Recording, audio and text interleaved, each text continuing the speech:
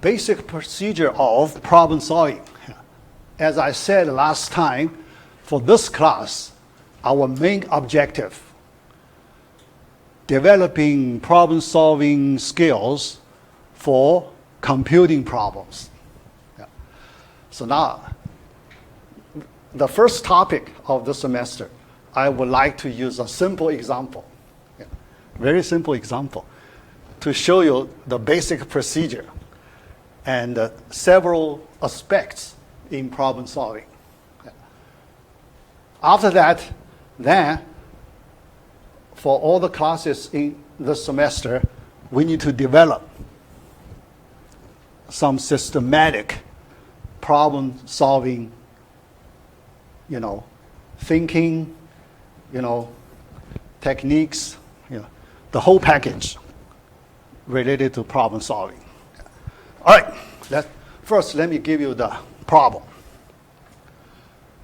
This chessboard problem, standard chess problem. Here, you need to do one thing. How many squares of different sizes?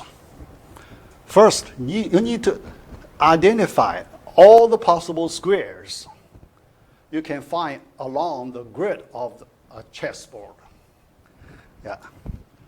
So the vertical lines, along the vertical lines, horizontal lines, two vertical lines, two horizontal lines, you can form a square. The square, you can find many different sizes. For example, you have I need to change the pen color.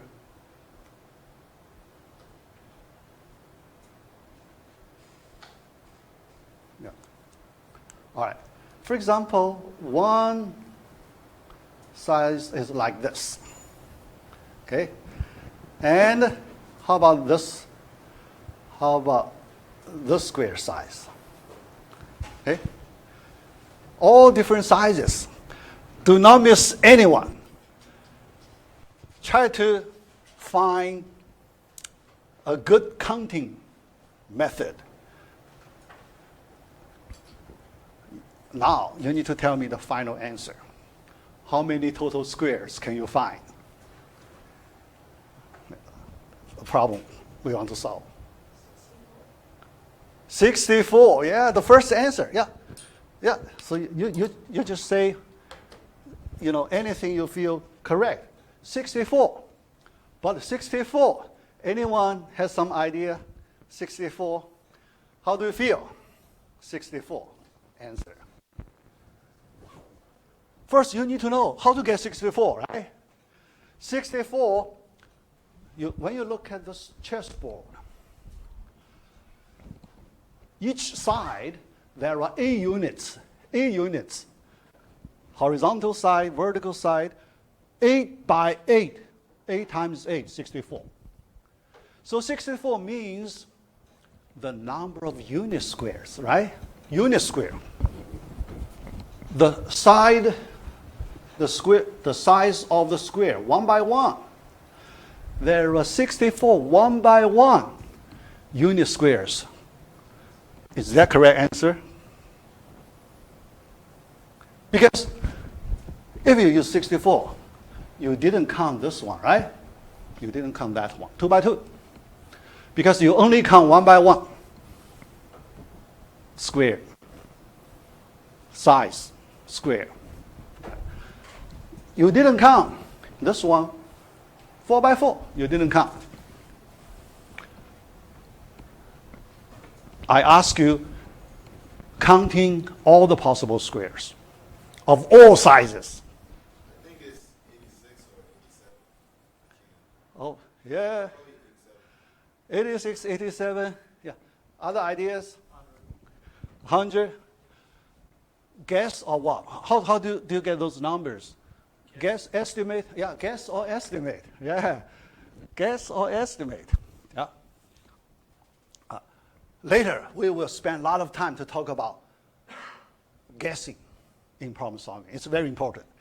Guessing is very important in problem solving. So it's a, good move. Yeah.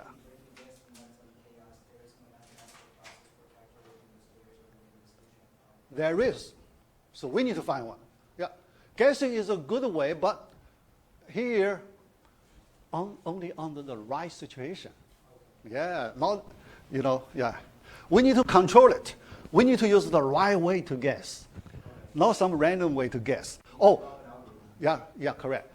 Oh, basically, what we should do, we need to use some solid foundation. In order to make a good guess, you need to build some solid foundation.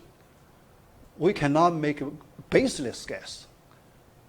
So their guess is probably a baseless guess. No foundation, right? Yeah. That's the key difference. All right? Yeah. So here, just like what he said, we need to use some systematic way to find the answer. Systematic way. That's what we should learn in our first lecture. All right. Now, problem solving. Okay? Systematic problem solving. Go. This is a computing problem, right? So we treat it as a computing problem, a general computing problem. Okay? Input, output, we have input, right? Yeah, so this chessboard, input. Then our output, number of total squares of all sizes. That's output. Okay? Input, output. It's a computing problem. Yeah. All right. Now let's understand the general process. Yeah. So first we need to understand, for a problem solving, what we are doing here, basically, we are doing data processing work. So here, we use our computer science mentality. We are doing data processing. Okay? Yeah, so it's not a, doing a puzzle here. Okay? So now we change it to computer science, computing problem. Yeah. So we want to formalize it. Yeah. All right. First, we need to understand what's the given data. Yeah. As I said, this chessboard is the given data. But chessboard contains a lot of information, right? Yeah. If you look at the chessboard, you can see a lot of different information. Can you tell me some properties of this chessboard?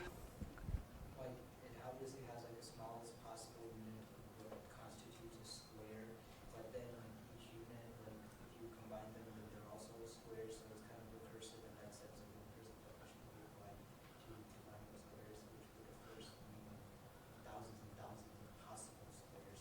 Oh, yeah. What are you saying? Actually, what he said, he's trying to find a solution, right? Trying to, it looks like using some, that's your algorithm to solve this problem, right? Yeah, what are you doing? What you said, actually you design some algorithm to solve it. You have to create the rules and stuff. Yes. You need to, fix a lot of details. Yeah.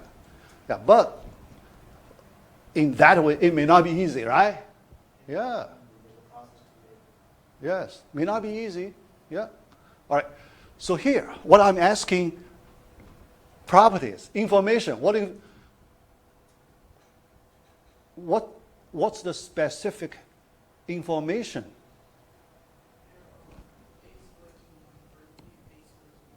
Yeah, that's one information. Horizontally, vertically, that kind of information. Yeah.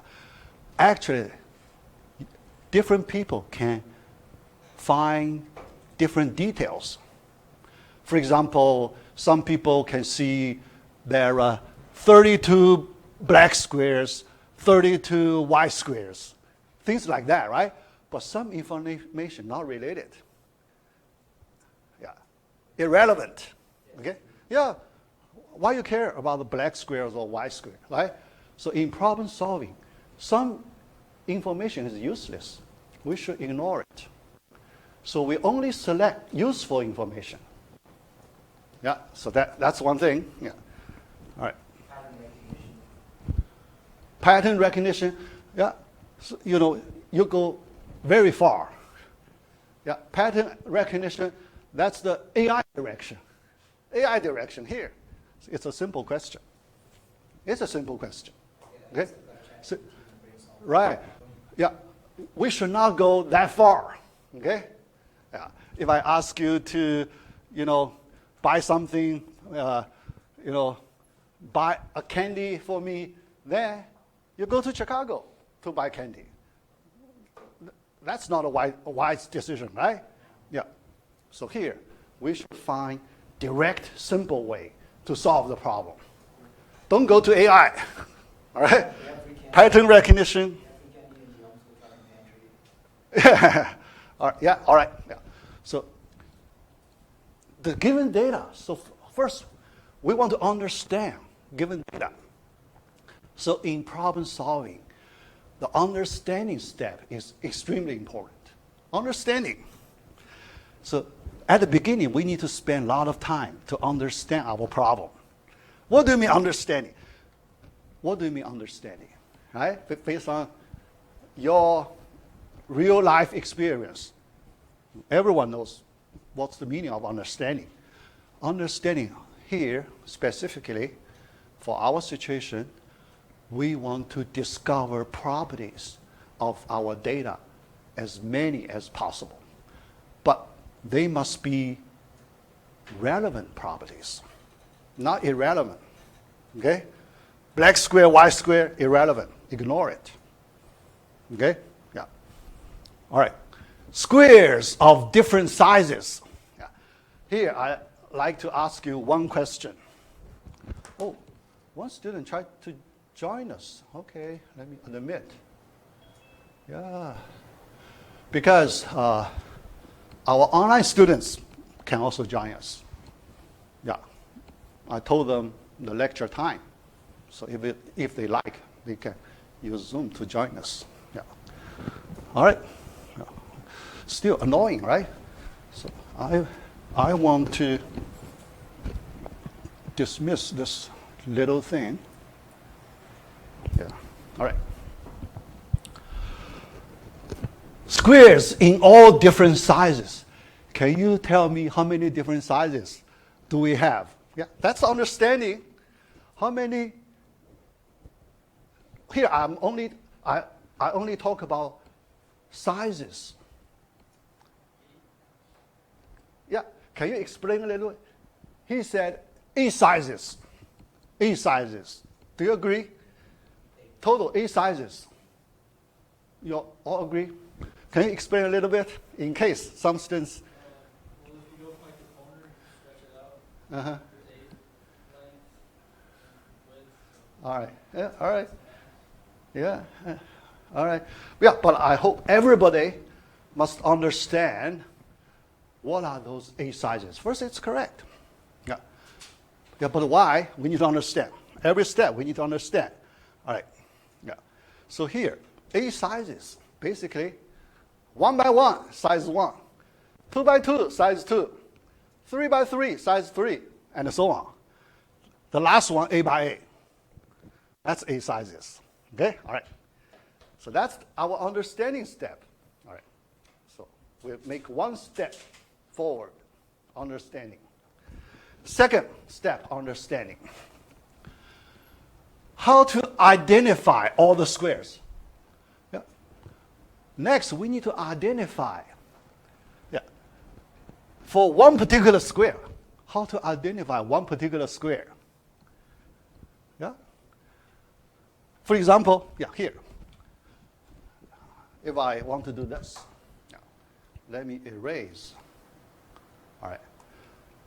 I find some square in the middle, this one. This 3 by 3 square, somewhere in the middle. Now I want to identify. What I want to do, I want to find a way to locate it. How to locate this square? How to describe its location? Let's say in this way. How to describe its location? This square.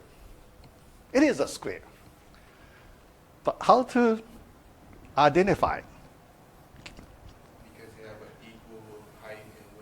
Yeah, equal height, equal width. That's one property. Yeah, equal height and width are equal. That's one property. Yeah, useful. And this information is useful. All right. Yeah, but for the location, if you only tell me equal height and width, that's not enough for the location, right?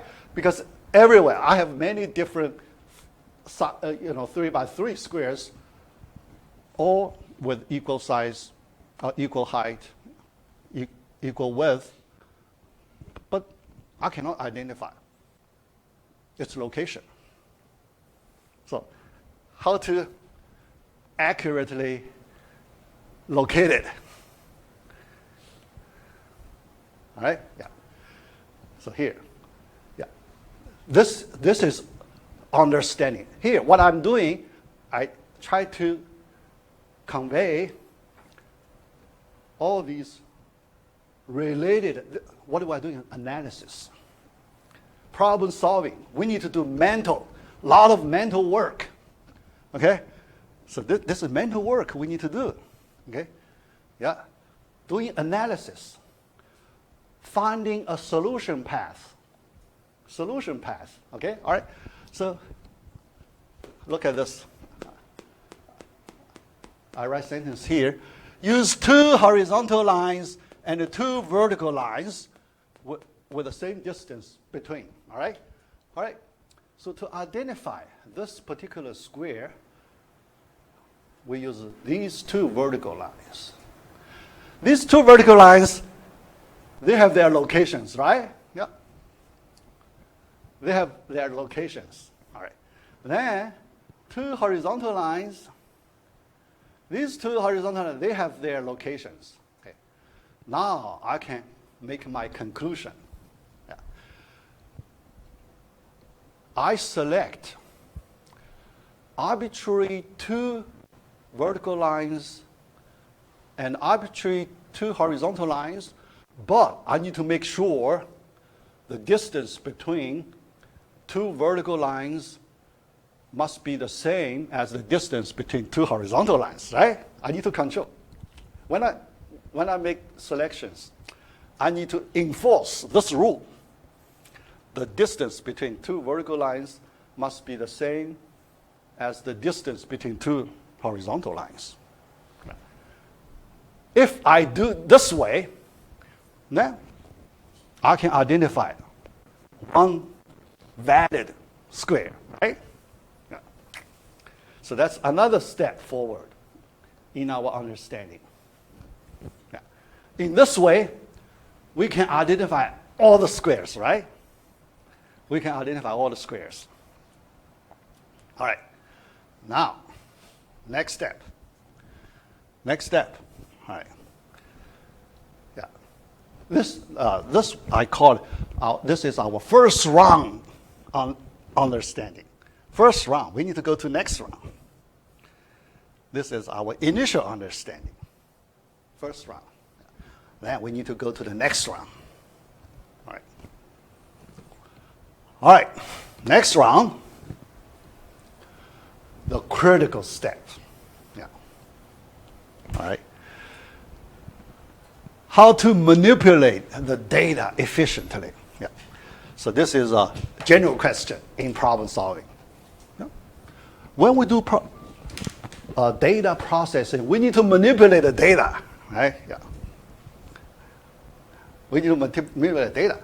But the question, when the data is given, yeah, you can consider the general case. When the data is given in a general situation, the data could be very complicated, right? Yeah. Data could be very complicated. In the real world applications, your data could be very complicated. If your data is extremely complicated, usually what is the main problem for us? If you need to process some complex data, what is your typical main problem? Yeah. You may get lost, right? Yeah. Overwhelming data. you get lost. Okay? Now, that's probably the biggest problem. Yeah. So then, one important step we should do,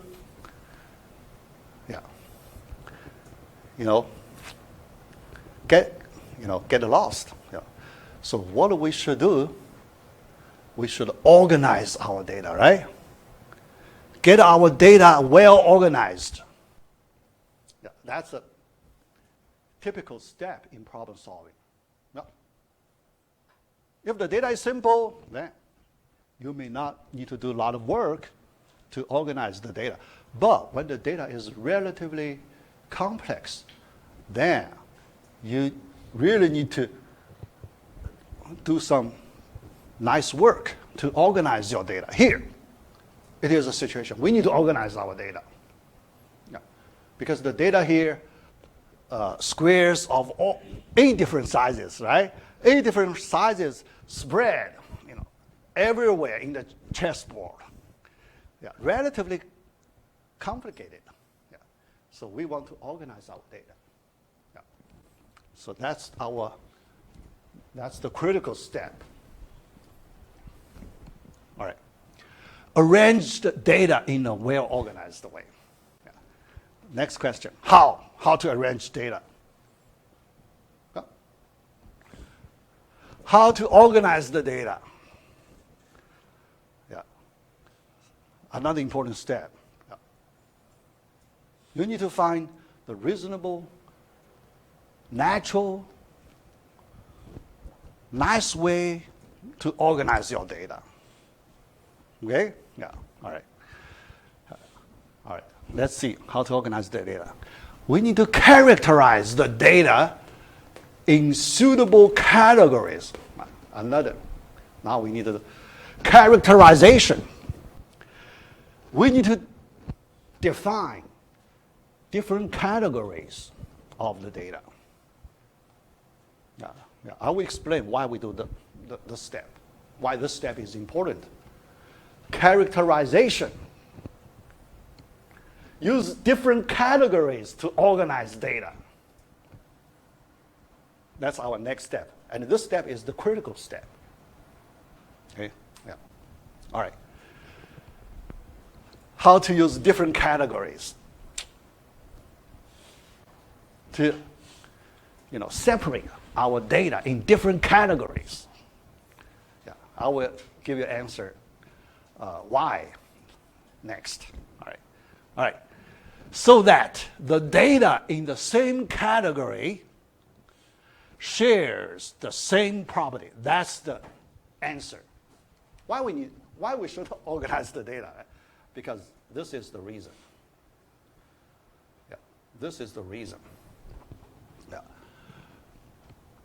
Because if you do not characterize your data, when you do the counting, you need to work on the data everywhere at the same time.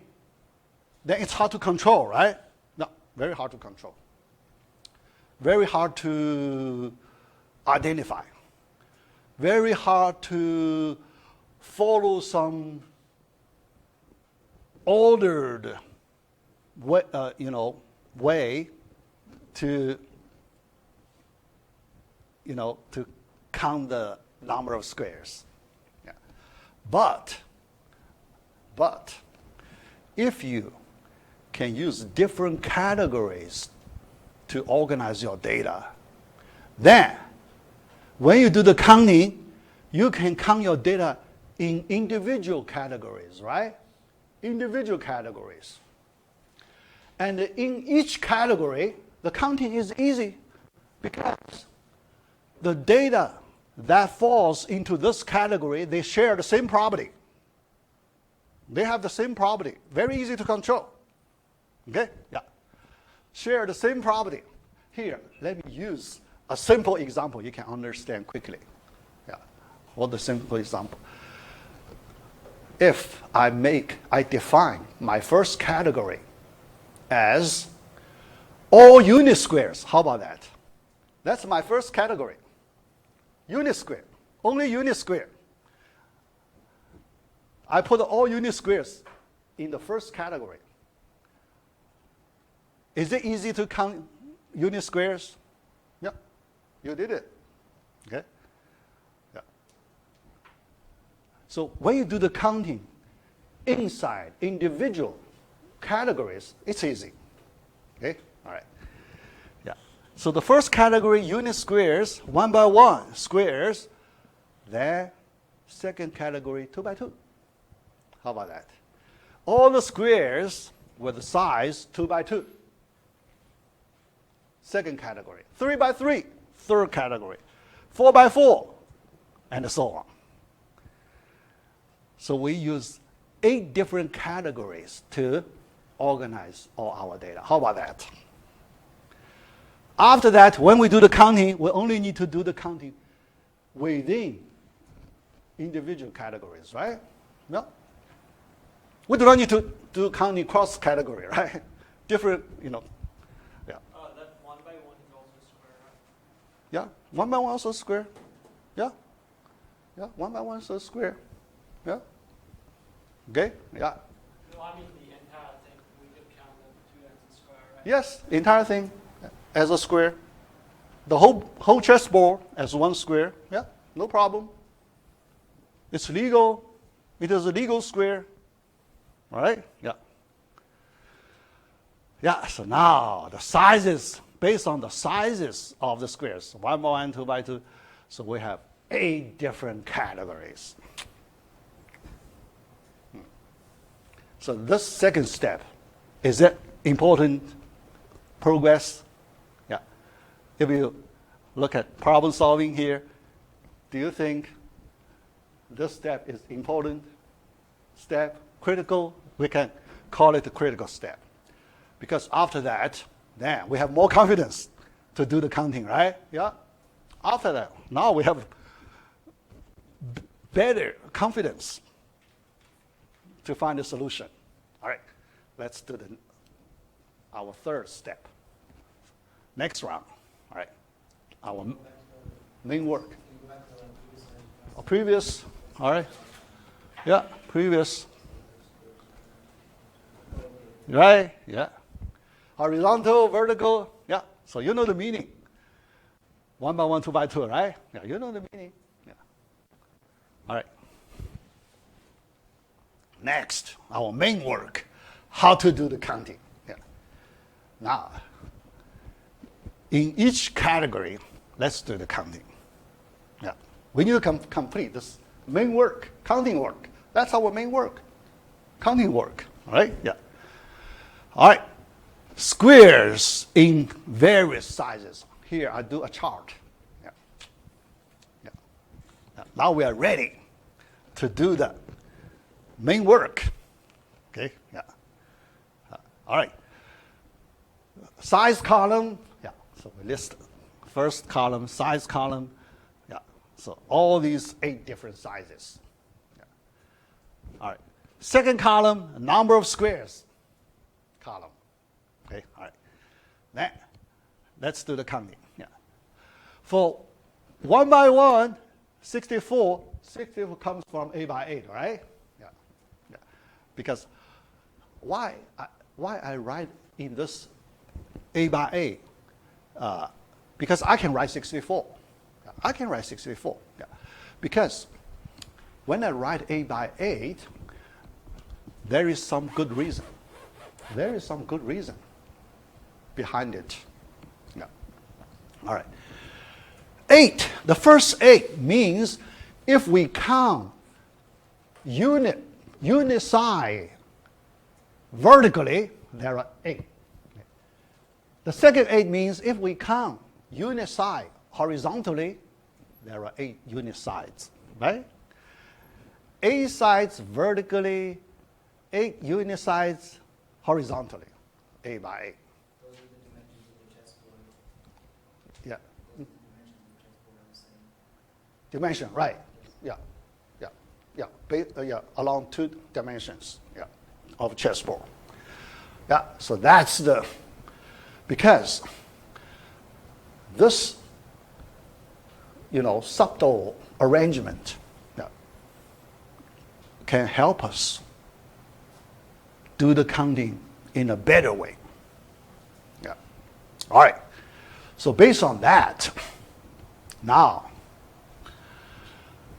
yeah, all right, there is another important idea we need to do in problem solving. All right, another important idea we need to do in problem solving. So that is, yeah, when we do the counting on data in all these 8 categories, yeah. In some of the categories, relatively easier, right? Some of the categories relatively hard. Yeah. Yeah. Yeah. So when we have this situation, yeah, usually, we as problem solvers, we want to work on the easier cases first. Yeah. We leave hard cases later. Yeah. So that's the usual ways. Yeah. One by one, easy. Yeah. So we do first. The next easiest thing, which case you feel easiest? 8 by 8. What's the answer? 1. Yeah. Yeah. Easiest the first. The last one, 8 by 8. So 1. 1 comes from 1 by 1. Yeah. 1 by 1. Yeah. Why? Because vertically, you have line segment with length 8. You only have one line segment with length 8, right? Horizontally, you only have one line segment with length 8. So that's why 1 by 1, yeah, easiest. All right. So we do, yeah. But next, after we complete these 2 easiest cases, the top one and the bottom one, now we need to move to remaining 6 cases. 6 cases. Now let's do case number 2. Now it is a little harder. Now, can you see how many 2 by 2 squares? How many 2 by 2 squares? A little harder, but not too hard. 4 times 4, 16. Your answer? 7 by 7. 7 by 7. Do you feel it's a good answer? 7 by 7. 4 by 4. 2 different answers.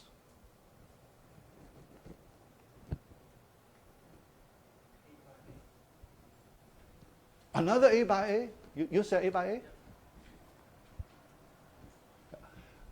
At least, I hear 3 different answers. At least it's harder than the first 2 cases, right? Yeah. Yeah. All right. To find the correct answer, now, at this point, we have collected a lot of useful information, right? Yeah. We have collected a lot of useful information. So the next thing we should do, we should use the useful information we have collected to find the answer. So we call it connecting the dots. The dots are the useful information we have collected, but we need to connect them, right? So connecting the dots, another important step in problem solving. Yeah, but this step not easy. Connecting the dots, not easy. You need to build up your experience. How to connect the dots. Now, let me show you how to connect the dots. All right. To count the 2 by 2 squares. All right. Read it pretty hard, yeah, because you give me so many different. First, your 7 by 7 is correct. We're not connecting the dots, we're connecting the squares, I guess you could say. Yeah, just a minute. Yeah, connect. Yeah. Oh, this dots not really the dots on the chessboard, not that. Yeah, yeah. The dots just means useful information. Okay, one piece of useful information we treat as one dot, right? Yeah, that's our understanding. one piece of useful information. That's our one dot in problem solving. Okay, all right. Here, connecting the dots. All right. Remember, in this case, we separate. 64, we separate 8 by 8. That means we should do horizontal counting, vertical counting separately. That's better. Horizontal counting, vertical counting separately, then we do one multiplication. We get it, right? Yeah. Yeah. All right. Horizontal counting. Let me ask you this question. In order to get 2 by 2 squares, we know 2 by 2 squares, there are horizontal side, this is horizontal side. Vertical side, horizontal side is a line segment with length 2. Vertical side, it is another line segment with length 2. Yeah. Now I want to ask you. Now let's do the horizontal counting. Okay? We only do horizontal counting. Yeah. Along this side, this horizontal side. Yeah. Long horizontal, one side of the chessboard. In this long chessboard size, now you do the counting, horizontal counting. How many different line segments with length 2 can you give me? How many different line segments with length 2 can you find in this one long side of the chessboard? 7? Good. Yeah. 7? Yeah. Here, I want to answer your question. You told me 4 by 4, right? Yeah. What he said 4 by 4 at the beginning. The reason is when he did the counting, he counted in this way. One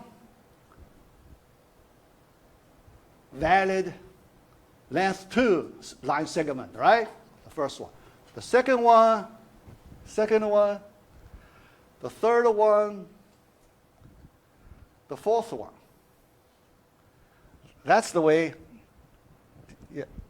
he did, counting the number of valid line segments with length 2 horizontally. Yeah. Can you see the problem? Because he didn't count all the valid line segments with length 2. He missed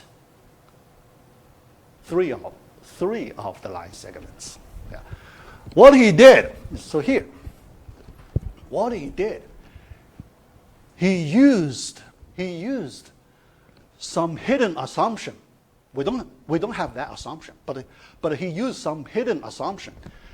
He made these 4 line segments non-overlapping. That's his hidden assumption.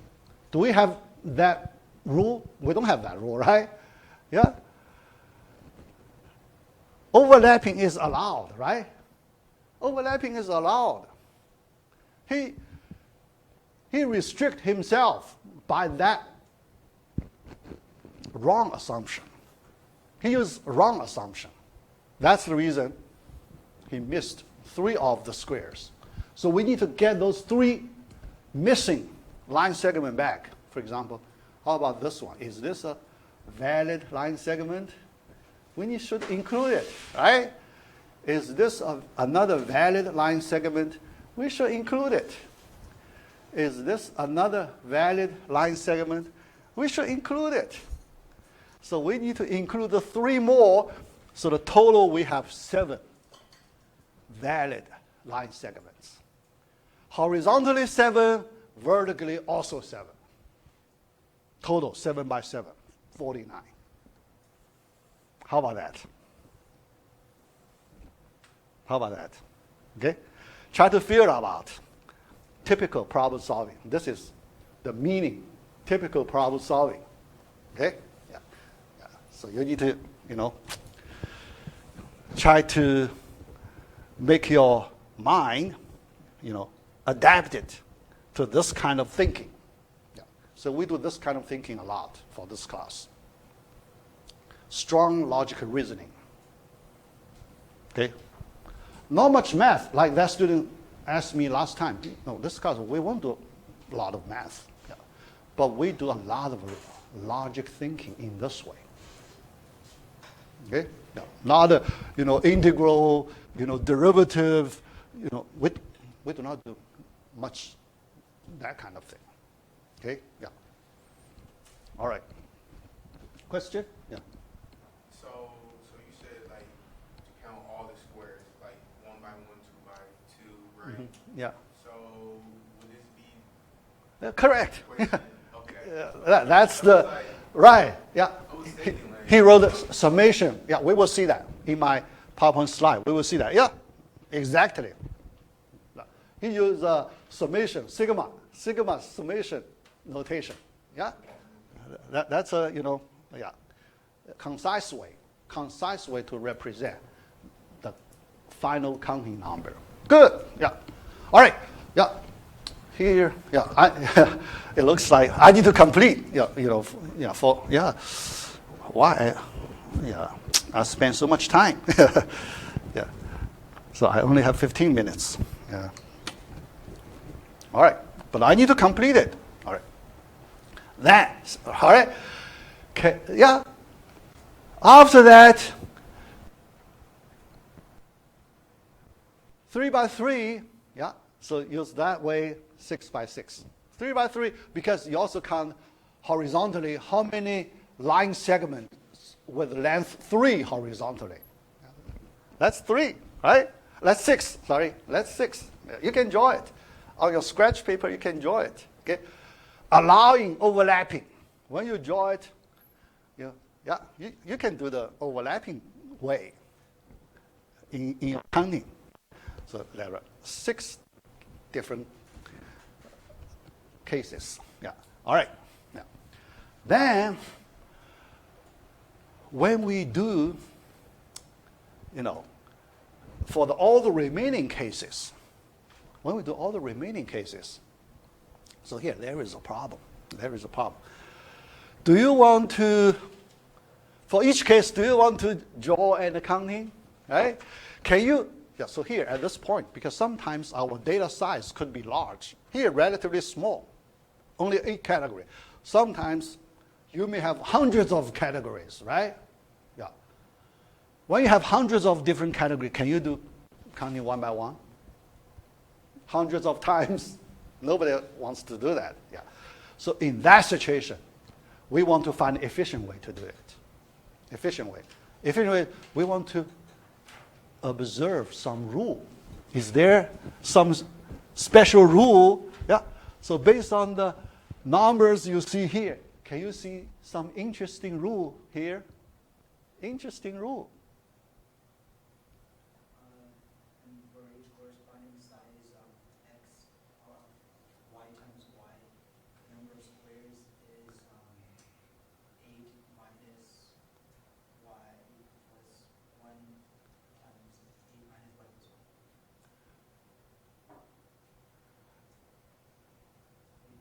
1. Understand? Yeah. 8 minus 1. 8 minus 1. 8 minus y minus 1. Yeah. Some relation, yeah. Some equation, okay? Or some equality. Can you see some interesting equality? Yeah. From these three rows, can you see some interesting equalities? Yeah. Let me point that out. Okay. All right. The first row. Yeah. Here, 1 by 1. Let's just take 1. Okay. 8 by 8, let's just take 8, all right? 1 plus 8, what's that number? 9, right? All right. Second row, let's only take 2, then 7. 2 plus 7, what's that? 9. The third one, take 3, and it's 6. 3 plus 6, what's that number? 9. Can you see some rule? Interesting rule? Yeah. If you discover that interesting rule, then if we jump anywhere, any row. For example, I jump here. What is the number here? 2 by 2. Yeah, because you use 9. 9 minus 7, 2, so you can write 2 by 2. Because you know the rule. Okay? So this way, after we discover this rule, we can use it to keep track of our data, right? When you have hundreds of categories, you won't get lost, right? Yeah.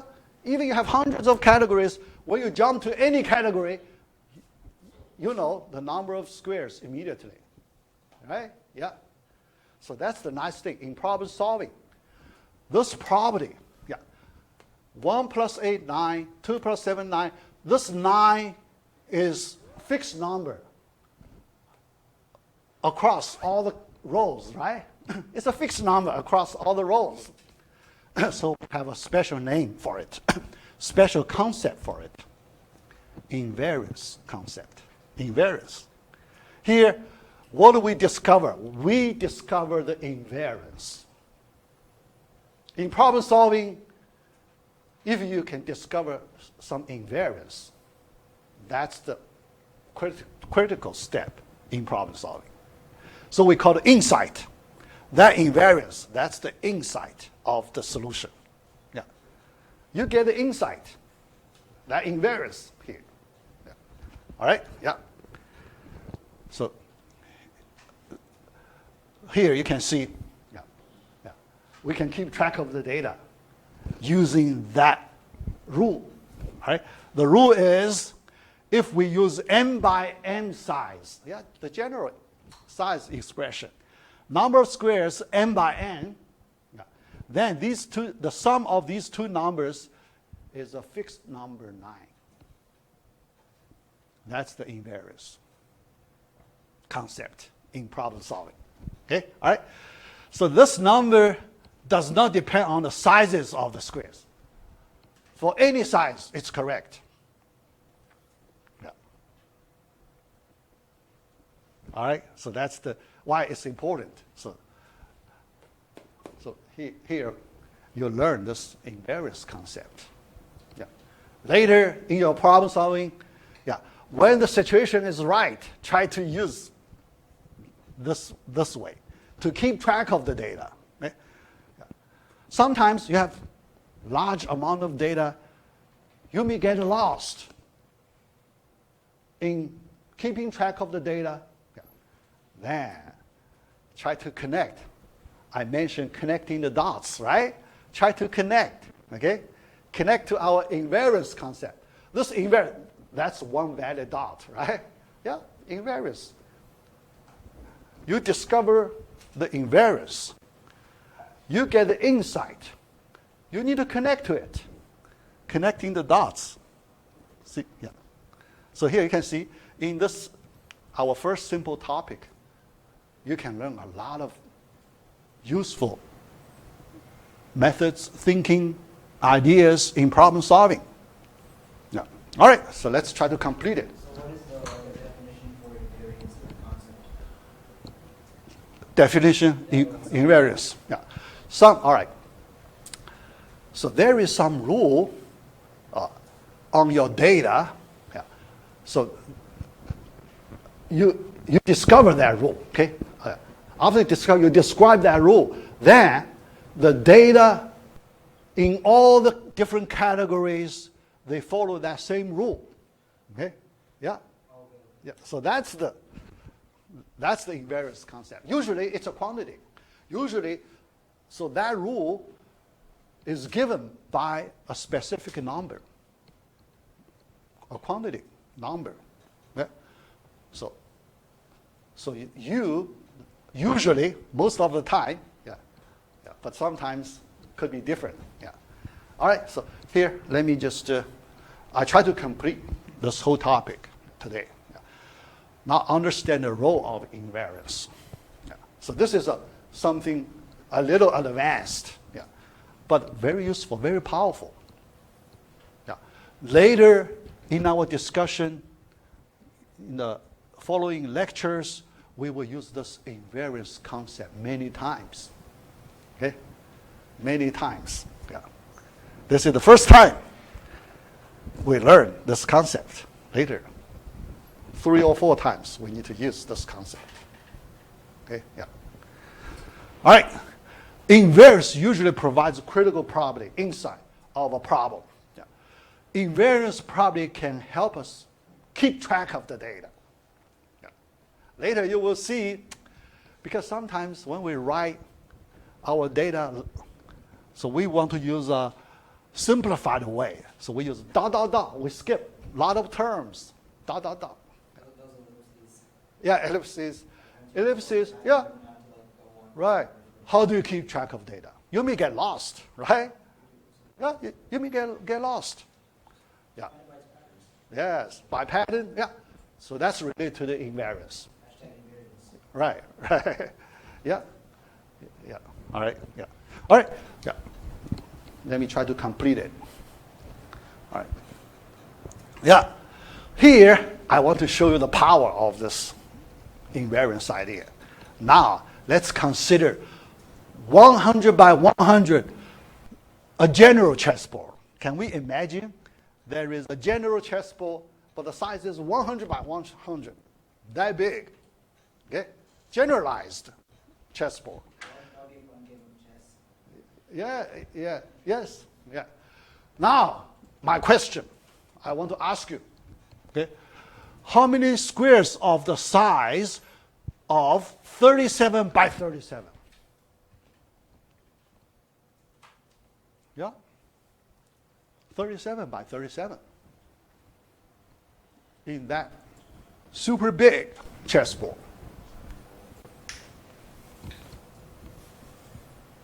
Connecting the dots, we have learned some useful. Good. I heard he said 64 by 64. How to get 64? Anyone can see how to get 64? What's that invariance number? For this question, you can use that invariance number, right? 100, the size number plus 1. The previous one, the size number is 8, right? 8 plus 1, that's the invariance number. Here, the size number 100 plus 1. That's the invariance number. Invariance number minus 3764. In that way, we can keep track of data, right? Yeah. Because in that way, we won't get lost.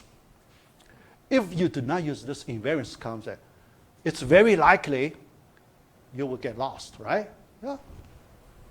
Think about it. You will get lost. How do I do that kind of counting? Okay?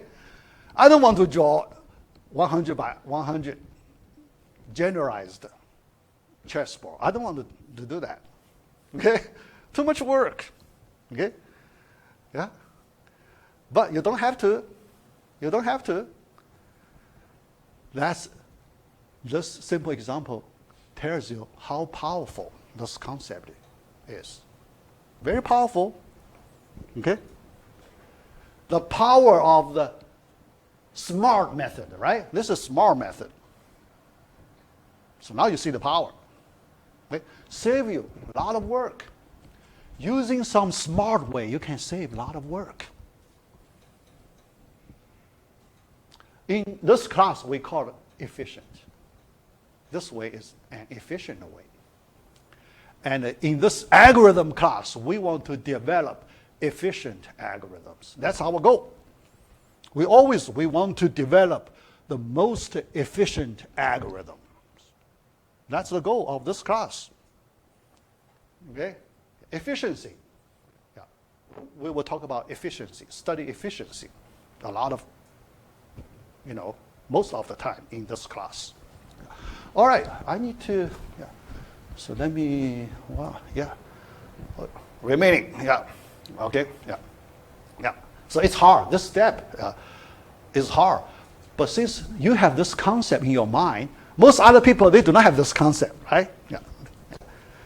Yeah. For you, it should be much easier if you because you get a training in this class. Comparing with other people without this kind of training, yeah, they have disadvantage. Yeah. Yeah. Because it's hard to So it come up from their mind naturally. It's hard, right? Yeah. So you know the importance. You need to practice.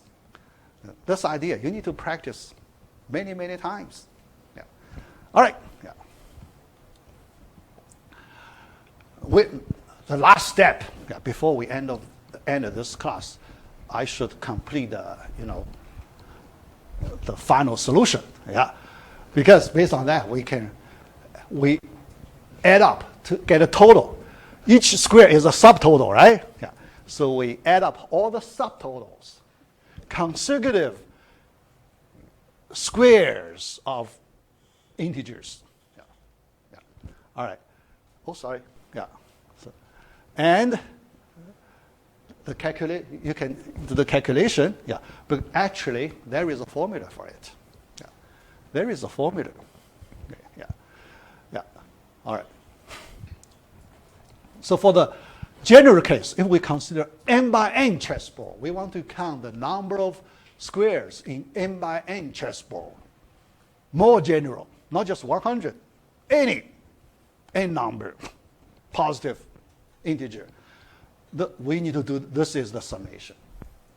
Number of total squares, that's summation. That summation, yeah, we can use that sigma. So that student showed me the sigma notation. Yeah, all right, yeah. So I need to start quickly.